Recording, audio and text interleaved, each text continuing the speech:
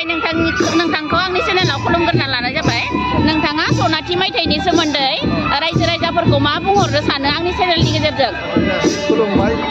दिनै जों खैराबारि बिया बाथौ गौथुमा देग्लाय जों 2022 अक्ट'नि जोंहानि मार्च दाननि 10/8/9 जों सनाथि खुंगासिनो दङ।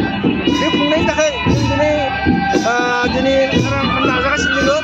गाबोननिफ्राय दिनै जुबिलि जागोन। बिनि थाखाय जों गासै रायजो राजाखौ जाहाथे जोंनि बे जुबिलि खुंनायाव बाहागो लाफैनो खावलायदों। मानो होनब्ला जों रायजो राजानि मददथिजोंनो बे हाबाफारिखौ लानाय जाला।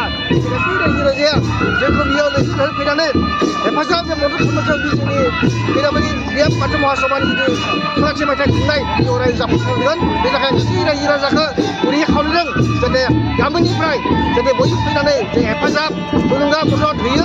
बेनि थाखाय आं दिनैनि समाव गासै खैराबारि हालामनि गासै जोंनि 52 खान गामिनि रायजो राजाखौ जाहाथे लैहोर फैनो थाखाय आङो दिनैनि समाव आंनि गोसो गोरबोनिफ्राय गुरै खावलायनाय थाबाय। खुलुमबाय। नोंथांनिसिम गोजोननाय थाबाय।